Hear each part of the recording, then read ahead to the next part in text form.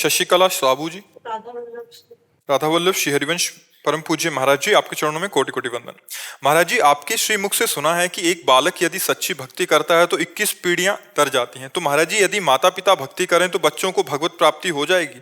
बच्चे नाम जप नहीं करते या फिर बहुत कम जप करते हैं तो भगवत प्राप्ति हो जाए तो देखो, 2-4 माला जपना या 2-4 बार तीर्थयाटन करना, ये सब दान पुण्य, ये सब इनका कोई ज्यादा महत्व नहीं है हमारी दृष्टि में।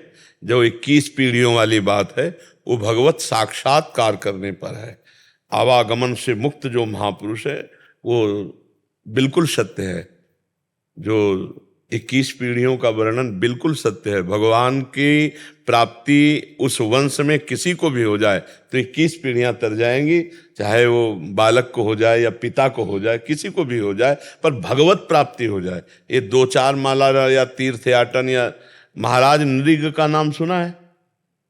क्या सुना है?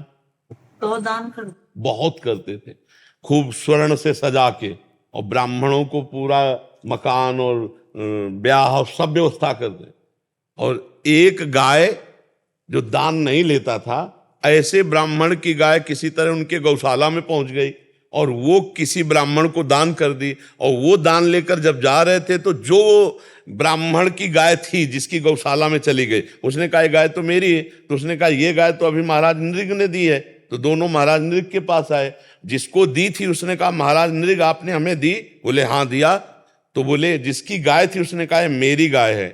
तो उनका मुझे इसका पता नहीं, क्योंकि बड़ी गौशाला है, आपकी छूट के गाय आ गई होगी। तो हमने जिसको दान की है इसको ले जाने दो, 1000 गौएं ले लो। उनका हमने कभी दान लिया नहीं, हम तो अपनी गाय लेंगे। और वो ब्राह्मण हठी जिसने दान लिया था उसने कहा हम लेंगे तो यही गाय लेंगे, नहीं तो हम नहीं लो। उनका 1000 गाय तुम ले लो, छोड़ दो ये गाय। नहीं छोड़ा। बस इतने अपराध का फल हुआ कि वो गिरगिट बने जाके, द्वारिका के कुएं में गिरगिट बने जाके।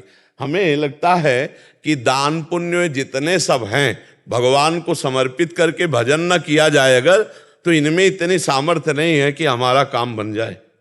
ये तो कहो बहुत से ऐसे सत्कर्म हुए थे कि द्वारिका के कुएं में बने, तो भगवान श्री कृष्ण ने उनका उद्धार किया। तो हमें लगता है कि भगवान का नाम जप करते हुए जब हमारे को भगवत प्राप्ति हो जाए पक्का, फिर तो क्या है, फिर तो 21 पीढ़ियां तरना कोई बड़ी बात है। अरे वैसे भी देखो, सरकारी आदमी के परिवार को सुविधा देती है हमारी भारत सरकार के लिए देती, तो वो तो अखिल सरकार है। ये सुविधा है, एक भगवत प्राप्त हो जाए तो 21 पीढ़ियां भगवत प्राप्त हो जाएंगी, कल्याण उनका हो जाएगा, ये तो पक्का है। तो करो डट के भजन इतना कि भगवान का साक्षात्कार हो जाए। पर ये बहुत कठिन है, खिलवाड़ नहीं है। सब भोगों का विस्मरण करके जब निरंतर भगवत स्मृति में देखो, आप लोग सब बैठे हो, कितनी देर भगवान में टिकते हो? मिनट टिकना कठिन हो जाएगा। देखो ना, भगवान में टिकना, वो फौरन विषय में भाग जाएगा मन, फौरन से संसार के चिंता। वो मन भगवान में आसक्त हो जाए, आसक्त हो गया, मन पंग हो गया भगवान की रूप माधुरी में, लीला माधुरी में, चिंतन में। अब ऐसे महाभागवत से तुम 21 पीढ़ी की बात करो, भगवान कह रहे मम भक्ति युक्तो भुवनम पुनातु। यदि मेरा ऐसा महाभागवत प्रेमी भक्त संकल्प कर ले तो पूरे भुवन का भुवन, लोक का लोक भगवत प्राप्त हो जाए। लोक मम भक्ति युक्तो भुवनम पुनात। देवर्षि नारद जी ने कहा सा तरति सा लोकान तार्यति। वो स्वयं तर जाता है, स्वयं तर जाता है, वो लोकों को तार देता है। पर कठिन है भगवत प्राप्ति, भगवत प्राप्ति कठिन। निरंतर भजन करना, भोगों का त्याग करके अन्य कोई स्मरण न रहना, केवल भगवान का स्मरण रहना, ये बहुत वर्षों के अभ्यास से भगवान की कृपा से होता है।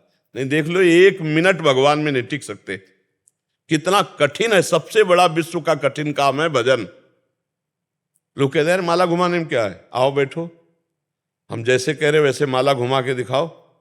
सामने राधा नाम लिखो अपने दिमाग में, और आंख से उसी को देखते रहो, और कान से उसी को सुनो, और अंदर से वही बोलो, और हर एक मन का उतना ही सकले जितना राधा बोला। अभी देखो तुम्हारा मन कहेगा ये माला रखा है, और भागेगा संसार में। लगा के देखो, सबसे कठिन काम दुनिया का मन को संसार से हटाकर भगवान में लगाना, सबसे कठिन काम। अब बताओ, है ना कठिन काम? सबसे कठिन काम है मन को भोगों से हटाकर भगवान में लगाना। भोगों में लगाओ, 3 घंटे फिल्म चला लो, बिल्कुल आनंद से बैठे रहोगे, कोई परेशानी नहीं रहेगी। और 3 घंटे कमरा बंद करके माला लो, देख लो कितनी बार आपको खड़ा कर देगा, कितनी बार खिड़की से झकवाएगा, कितनी बार क्या क्या सोचवाएगा, आप देखो ला। तो ये मन को भगवान में लगाना सबसे, और भगवत प्राप्ति तो फिर गुरु कृपा, इष्ट कृपा, निरंतर भजन, इससे हो जाता है।